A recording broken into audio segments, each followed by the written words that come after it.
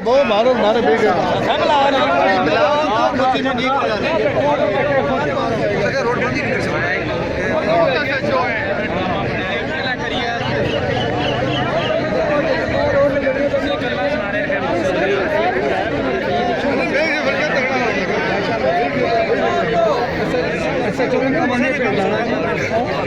साहब जी मैं 10 देता है सुबह 10 बजे तुम आ जाओ शाम करो सर अभी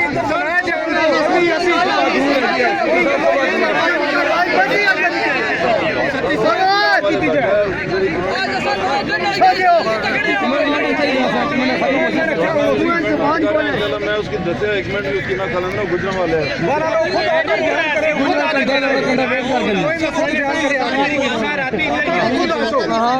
घंटे में खबर है कि 2 घंटे जारी